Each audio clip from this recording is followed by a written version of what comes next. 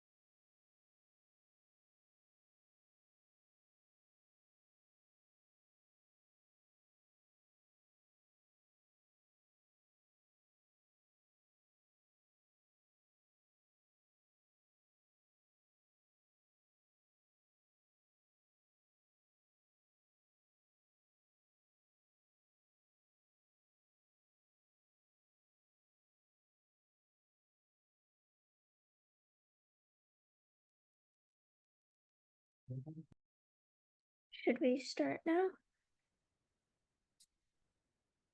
Or should we wait a few more minutes for more people to come?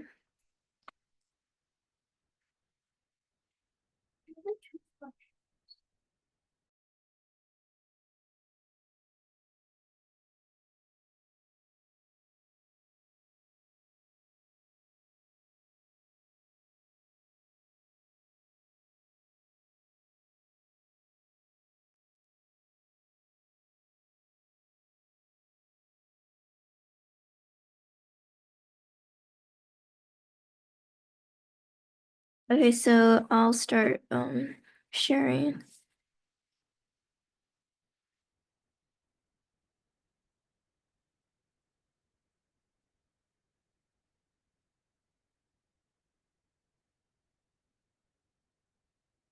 Okay, so I guess we'll just go over the solutions for the problems in the assignment.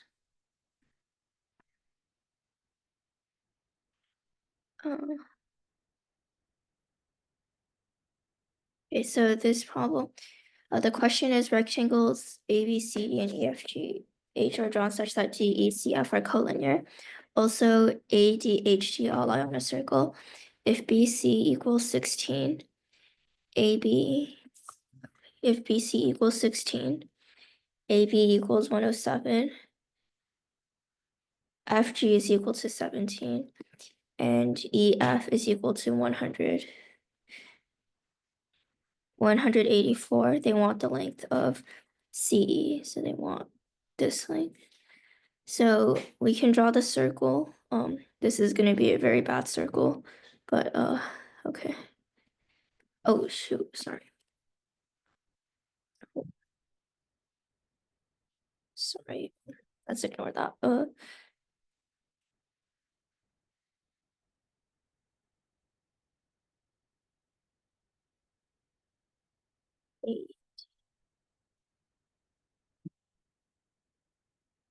Okay, it's kind of a bad circle, but okay, and then now we can extend AD and GH, so we extend it until they meet at this point. And then we can let this point be P. And now we can use power of a point, which we learned.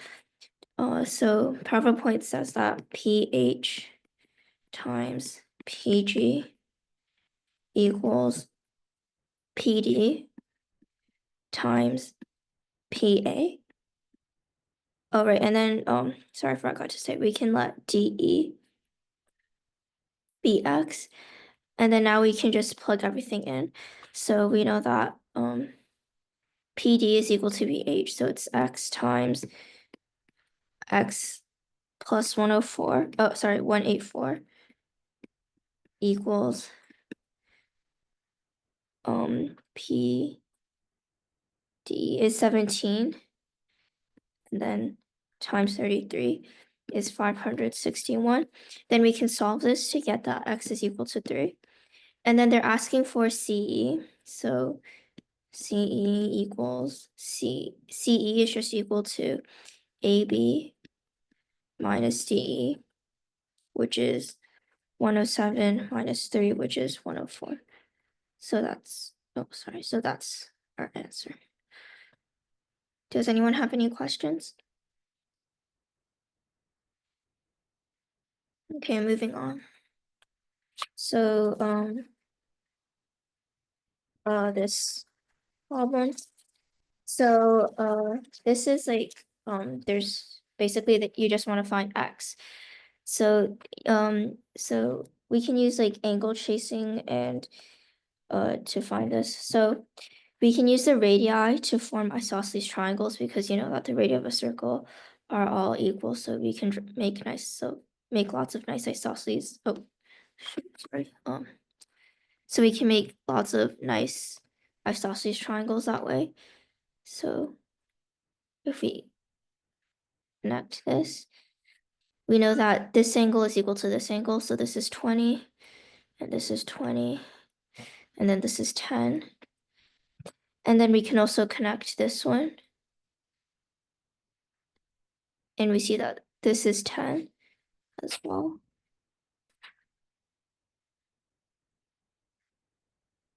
Okay. And then since this is 20, 20, and then 30, so we know that this is equal to 70. And then we also know about the inscribed angle theorem. So we have ABC is an inscribed angle of the circle, and the its corresponding central angle is AOC. So we know that the measure of AOC is twice of 30, so it's going to be 60. And this 60 degrees is really nice because you can make equilateral triangles with 60, 60, 60 angles. So if we draw this, we know that triangle ACO is an equilateral triangle. So because of this, we know that this side is equal to this side is equal to this side. And then, so this is 60 degrees as well. So that means that DAC is 70 degrees. But we also know that ADC is 70 degrees. So we know that ACD is another isosceles triangles. So AC is equal to BC. And then since AC is equal to DC, which is also equal to OC, we know that triangle DOC is also an isosceles triangle. So this angle is 20, so that means that x has to be 80 degrees.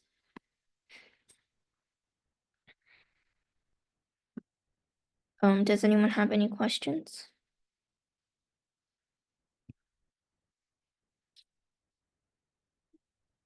Moving on to this next one. So this question says that if we let E be an ellipse with foci F1 and F2, and parabola P having vertex F1 and focus F2 intersects the ellipse at 2 points X and Y, and suppose the tangents to E at X and Y intersect on the directrix of P, and compute the eccentricity of E. Okay, so we can draw this. Okay, I'll try my best to draw this, but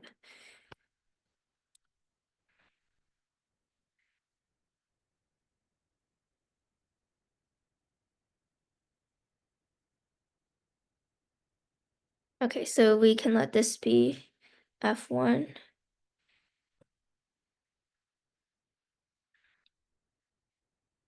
And this be F2. And then I'm gonna try and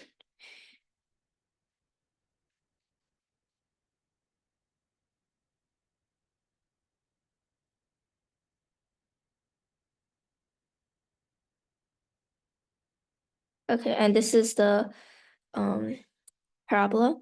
And then here's the point of tangent C. So okay, pretend that's tangent. I didn't draw that very well. Okay. Okay, we can let this point intersect. We can let this point, the point of intersection, be P. Okay. So and this is X and Y. So we can only like, oh sorry. Okay, this is Y. So we can only focus on the we can like first start by just focusing on the top because we know it's gonna be symmetrical. So okay, so we can let without loss of generality, we can let C where's my okay, so we can let C equal 1. So that means that this is 1 and this is 1. And then since this is a problem, we know that F1 F1 F2 is equal to F2P. So this is 2. And then since this is a ellipse, we know that there's like that reflection property. So if we draw this, so should I use a different color? So here we know that this so we know that this angle is equal to this angle, and then which is equal to this angle. So that means that XP is the exterior angle bisector. And that means that we can use the ratio of the like external angle bisector. So that we know that X to F1 over X to F2 is equal to P to F1 over P to F2. And then so we can let now we can set up some variables. We can let this be A and B. So that means that B over A is equal to 4 over 2 is equal to 2. So that means that B is equal to 2A. So here we can just let this be 2A. And then now we still haven't used the fact that x is a point on the parabola. So let me so this is the directrix, and because it's a parabola, we know that this length is equal to this length. So we know that this is equal to 2A as well. So now we can draw these two right triangles. So I'll draw it over here.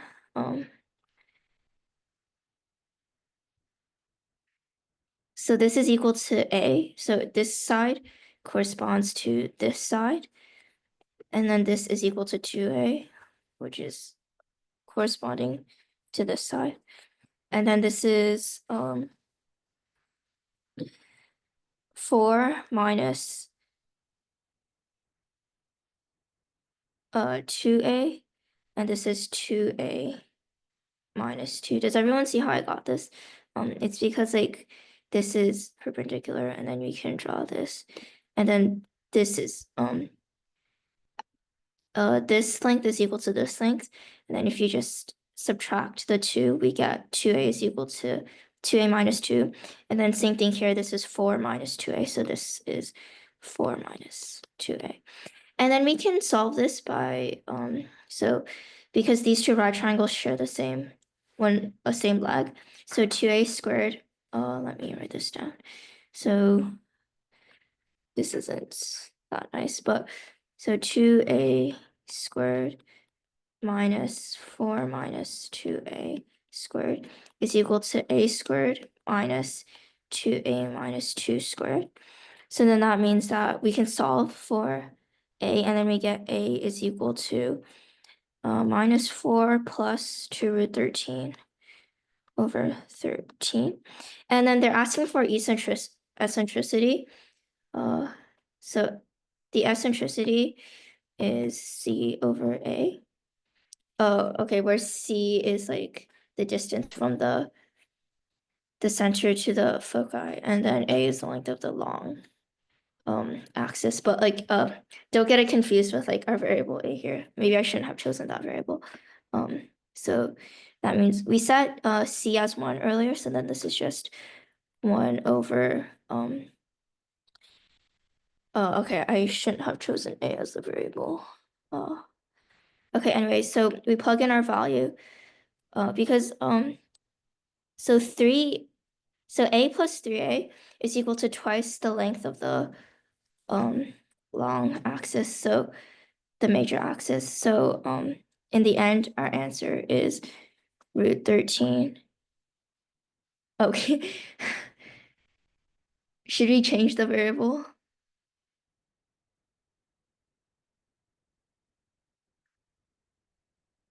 Okay, well, 2 over 9.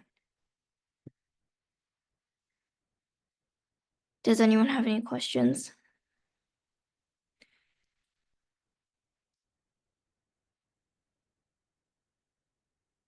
Oh, someone said. It's better changed? Okay.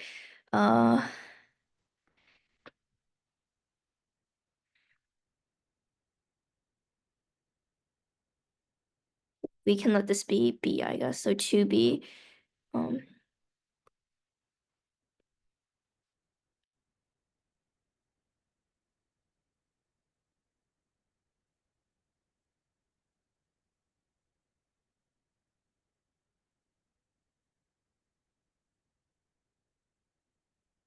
Oh shoot, I forgot I also had B. Okay, that was really stupid of me. I'm sorry. Anyway, okay, this is the answer in the end. I'm really sorry about that. Okay, that was really.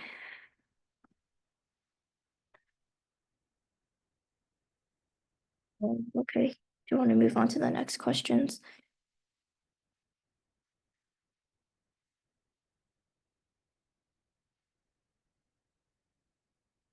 Jessica. Wait, can you stop sharing? Because I can't share if you're sharing it at the same time. Sorry. Wait, I could try to share. Wait, no, it says Wait, hang on, sorry. it's okay. Wait, hang on. Stop sharing.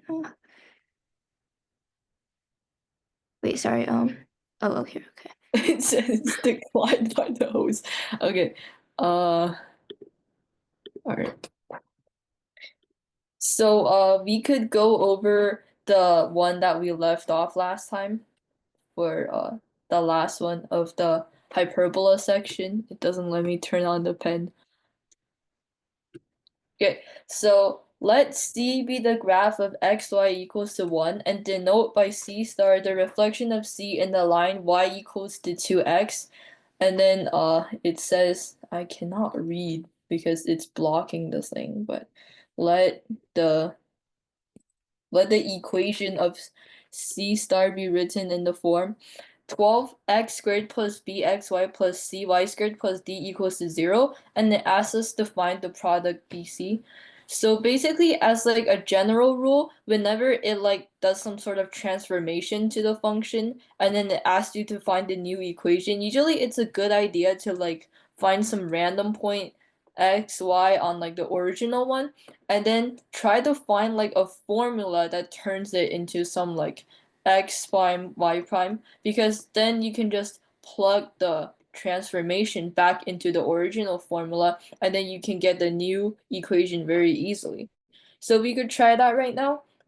So let's pretend there's like a point P, X, Y on the original, and then a point P prime, which is X prime, Y prime on the new reflected one. So then we could just do the old reflection thing because we know that they are reflected about the line Y equals to 2x. So this point and this point, when you connect them, their slope must be negative 1/2. So then we can use that to arrive at our first equation, which is basically y prime minus y over x prime minus x, and this has to be equals to negative 1/2, which is basically just the rise over run formula. And then you could cross multiply to make it look a lot nicer, and then you could get x prime plus 2y is equals to x plus 2y, and this is our first equation. Then we can try to derive our second equation. So if you look on the simple graph over here, you can see that the midpoint of these 2 points has to lie on the reflected line. So then the midpoint of these 2 points is basically just 2 over x plus x prime. Y prime. And then 2y prime. oh yeah. Y plus you're right. Y plus y prime over 2. And then basically this point has to satisfy the equation of y equals to 2x.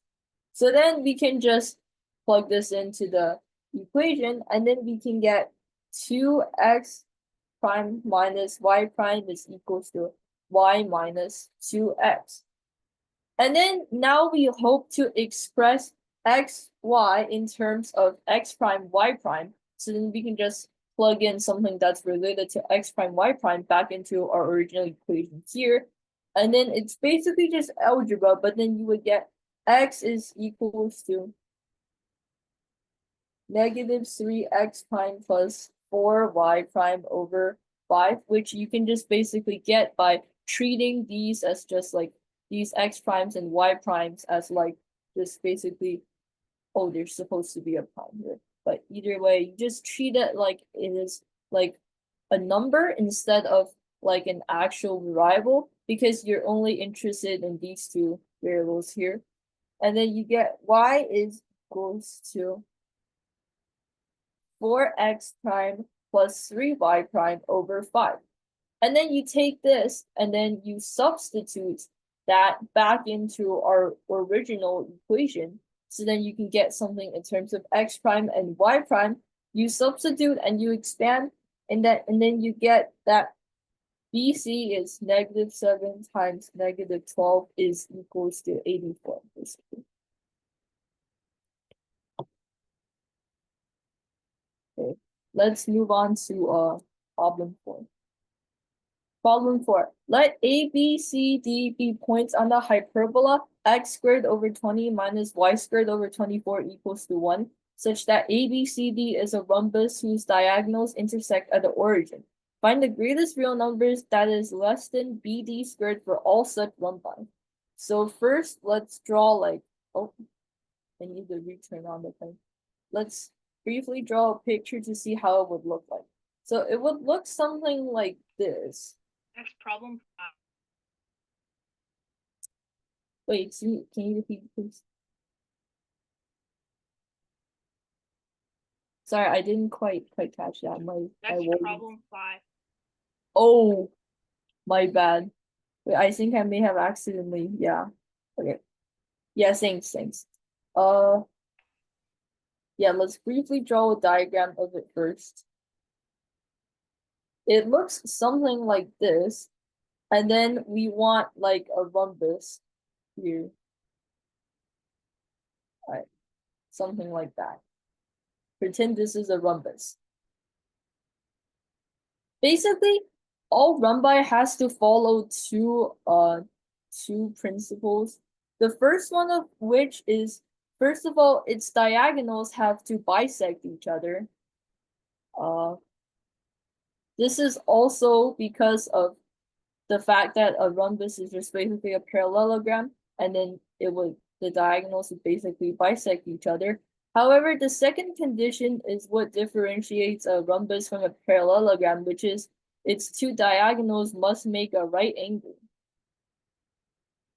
So let's first take a look at the first condition. The first condition is automatically satisfied, and this is because both of them pass through the origin, and then because of its symmetrical nature, then it's just like this has to be equal to this, and then that has to be equal to that. So this one's done. Then we look at the second one. They have to make a right angle. So then suppose this line has some slope m, and then the other one has some slope 1 over m. And then let's briefly remember how we can like draw. Wait, shouldn't it be negative 1 over m? Oh yeah, you're right. Negative 1 over m. And then we can basically remember how we drew that like box thing with the origin as center, and then use that to basically draw the asymptotes. Well, we could do that again here, and then this actually looks kind of bad right now. But basically, if we took a look here and then drew this box here and then drew the asymptotes, let's take a look at what values m can take on. And this would be actually really helpful later on in the problem. So if we look here, if m is like somewhere between this region, then it would be good, because if m is between this one and it's that, then yes, it can intersect the hyperbola at 2 points. However, if m is somewhere like in these regions where it's like this, then it can basically, it's like more outwards than the asymptote, so it can never touch the graph. So this is not good. So then we arrive at the conclusion that both m as well as negative 1 over m, they have to be within basically the boundaries of these two asymptotes from this one, which is like negative root 6 over root 5, which comes from our equation. This is like 2 root 6 over 2 root 5. And then it can take all the way up to this one here, the other one, which is basically root 6 over root 5. And then we can see that m has to, I think this is best, my bad. I reversed them on accident. But basically, m has to be between these two numbers, because m squared. Because when you, oh no, never mind, this is the right one. Because when you square them, it has to also lie within the squares of these regions. And then now we can take a look back at our original equation, which is over here. And then we also know it must satisfy the equation of y equals to mx. So then if we plug this in to our original equation and do basically a bunch of algebra with x and y, basically substitute y in there, then you get basically x squared is equals to 120 over 6 minus 5m squared. And then y squared is equals to 120 m squared over 6 minus 5m squared. Basically, what we want to do is express both x squared and y squared in terms of a single variable m. Then we can just see what value of m can minimize this whole expression instead of having to worry about two different variables. So after we get here, we quickly see that it asks us to find BD squared, which basically is just diagram's kind of bad, but it's basically here.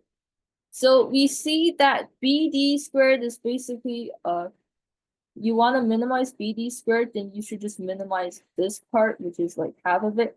And then this part would then just be equals to x squared plus y squared itself here. So with that in mind, we can just add these two together and then try to find a value of m which minimizes it. So, okay, real quick. So x squared plus y squared would just be equals to 120 over 6 minus 5m squared plus 120 m squared over 6 minus 5m squared. And this is actually really friendly to us because they have the same denominator, so we can just add them up like this.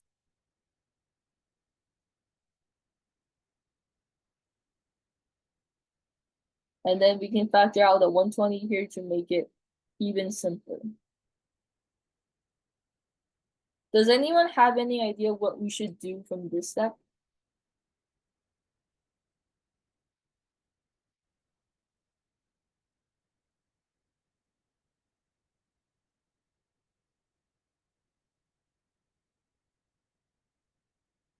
Okay, so basically what we want to do is just because you see that there's an m squared on the numerator and then also an m squared on the denominator, we hope to make the degree of the numerator less than the degree of the denominator. So then we can take out a negative 1/5 here. So then it becomes negative 1/5 plus, this is now 11 over 5 times 6 minus 5m squared. And then we basically want to minimize this one. So then, let's take a look here. So then, this part is fixed. This part is fixed. This part only has like a constant on the numerator. And then this part is also fixed. So we want to minimize the denominator. So we need to minimize 6 minus 5m squared. And then 6 minus 5m squared, basically we want the minimum value of, my brain's not working. Basically, we want to we want to maximize this, so we want to minimize m squared. Because if we minimize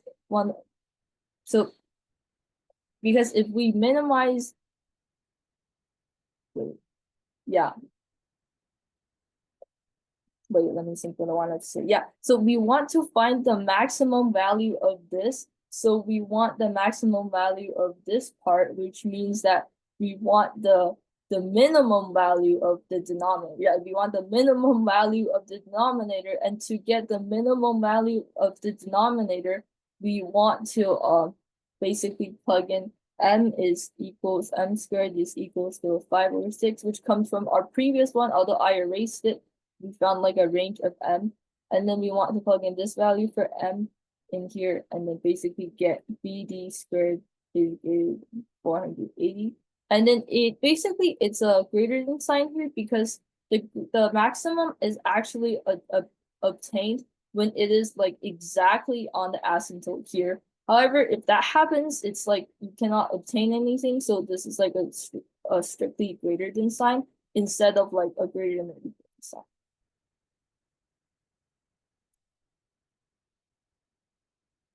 Okay. Next we have problem 5, and I will erase this.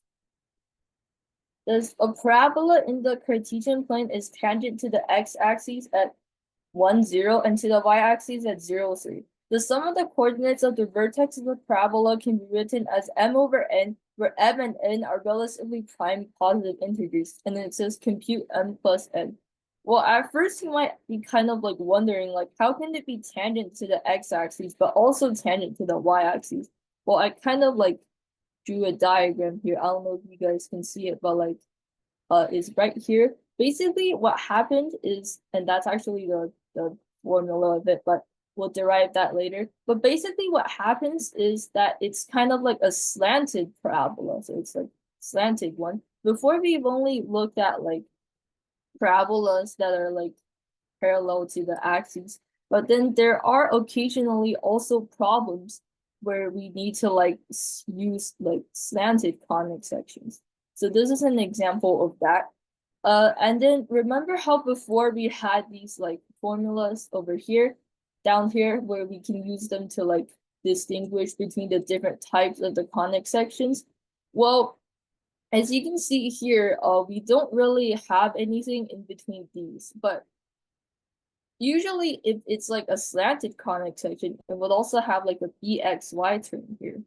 But then over here, we're not really considering that, so we just didn't really include that. But if it had like a bxy term, which basically means that if it was like slanted, then the conic section equation also has like a discriminant, which is something similar to the quadratic one.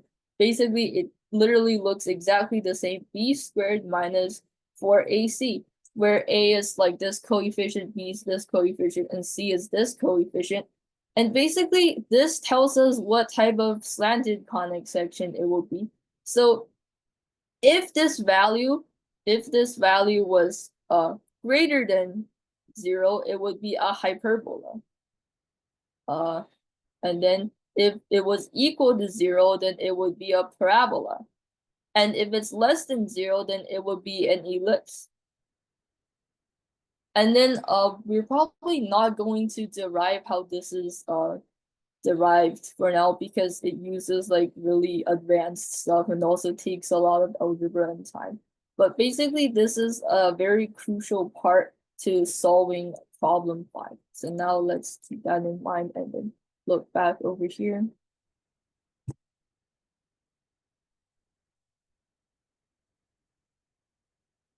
So basically, this problem can also be broken down into like 2 parts.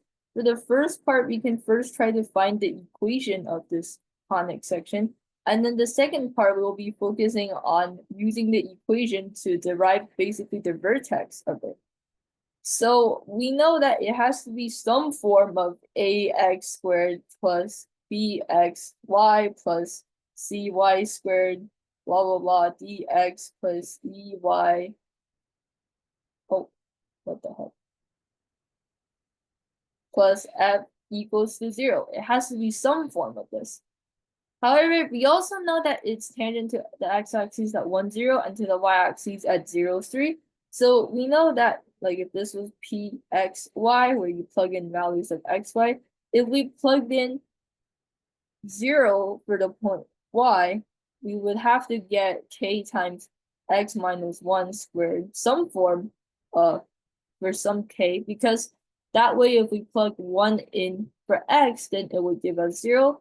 And then similarly, if we look at the other one, if we had p of plug in 0 for x, it would have to be some m times y minus 3 squared. So then let's take a look at the ratios of these coefficients. So the ratios of this would have something like 1, -2, 1, and then the ratios of this would have 1, -6, and 9. So then these two must share the same constant term here, because no matter what we do to the other variables, the constant will always stay the same. So the constant f, which is here, should be like basically scaled to 9 to make the whole equation look nicer. So we can just try to plug in 9 for that. So then p of x, y. Similarly, we can try to use this value of 9 here to then figure out what all the other different coefficients will be. So then, for example, this would just be -18. This would be 9 as well. And then this would be just -6 and 1. And then we take these coefficients, and then we can finally find basically what we want. 9x squared minus 18, just taking the coefficients here, x plus 9, minus, I don't know if I can fit this, 6y plus y squared, because remember they share the same constant term, and then plus some bxy, which we don't know what it is yet, and we will gradually find out. So remember what we said about the discriminant of a conic section, where b squared minus 4ac has to be 0 in order for it to be a parabola. And this actually occurs when this 9x squared plus y squared plus bxy, it actually occurs when this thing itself is a perfect square. So if we look at the coefficients here, we know b has to be either -6 or 6. So first, yeah, basically you just take a look at these. If you take a look at 6 first, if you plug that in, and then you do simplify and do a bunch of factoring, you will arrive at like 3x plus y minus 3 squared is equal to 0, which that obviously doesn't work because that would just be like a line instead of an actual parabola. So then we take a look at the second case, which b is equal to -6, and actually the second case works. So then we just plug in b equals to -6 for it, and then we get basically px y is equals to 9x squared minus 18x plus 9 minus 6x plus, 6y plus y squared plus, minus 6xy. And then basically if we take a look back at what it's supposed to look like, it looks something like this. So it's like a slanted parabola. Well, how do we find the vertex of a slanted parabola? Well, we can just perform like basically a transformation to basically make the parabola become like a normal one again, so we can use that to find its vertex. And oh, it erased all my stuff. Well, basically what we want to do is okay, let me just rewrite the equation first. Yes.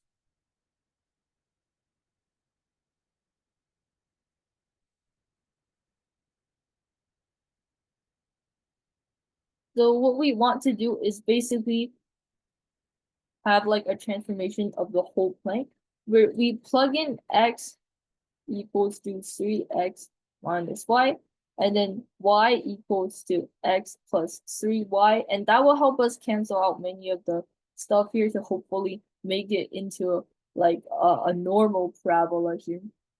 So then if we took a look at that, this would basically be 3x minus y squared minus 24 over 5 3x minus y minus 18 over 5x plus 3y, and then plus a 9. And let's check all of them to see if this is actually true. We check y squared, yeah, y squared works, x squared works. If we want to see the value of x makes sense, this is basically just 72 over 5 and then 18 over x. Yeah, that also works. Basically, if you just check all of these, you will find that this equation is just exactly that, but like transformed. So then we take a look at the previous values that we can substitute in. This would just become big X squared, and then minus 24 over 5 big X, and then minus 18 over 5. This part is big Y, and then plus a 9. And then now this looks a lot equals to 0. And this looks a lot more familiar than the previous one. This one is just like a normal parabola, but except instead of x and y, it's these like transformed numbers here. Then we can just move this to the right-hand side and then multiply by reciprocal to all of that. So 18 over 5, y is equals to x squared minus 24 over 5x plus 9. Then we multiply by the reciprocal on both sides, basically. Y is equals to, yeah, very ugly stuff. Or basically, actually, we should probably factor the right-hand side first. This is, if we complete the square, this is 12 over 5 squared. And then plus, this is in fact 81 over 25, I believe. Yes. So then this whole thing is equals to 18 over 5y. Now we can multiply the reciprocal. That would be a lot easier. And then we get the final equation, which is y equals to 5/18 times x minus 12/5 squared plus 81/25 times the reciprocal. This is equals to 9/10. So then we get that for our basically our transformed plane, the vertex of it is at x comma y is this vertex. This is at 12/5 comma 9/10. However, we are not done yet because remember how we substituted this in. So now we can use this to find the actual vertex in our original plane. So remember how it's 12/5 and then 9/10. So this value is 3x minus y, and then this value is x plus 3y, and then it is just good old, basically two variable solving equations. And then eventually you would get x is equals to 81/100, and then y is equals to 3/100, and then you add them up, and then you would get basically 84/100, which is just 21/25. So the final answer is just 42. Does anyone have like any questions? Okay. I guess should we just, does anyone have like any more questions about the lessons or things like that?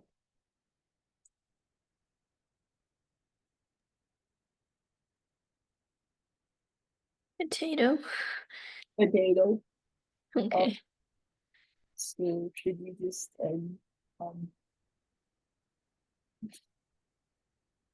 okay, I guess we should just end class here then. Best of luck in your future math task, career, I don't know, journey, math stuff. Good luck in whatever test and stuff you're taking. Yeah, potato, A. Yes. And just feel free to leave if you want to, and just stay if you want to ask questions, or just leave if you want to. Best of luck in your future math stuff, and yeah, see you guys.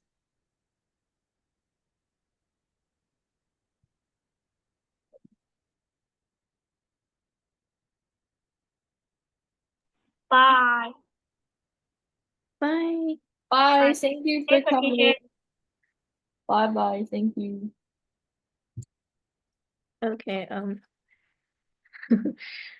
Oh. I'll end the recording. Hang on. Was it supposed to say cloud recording? Yeah, it was. You're supposed Okay. to follow it.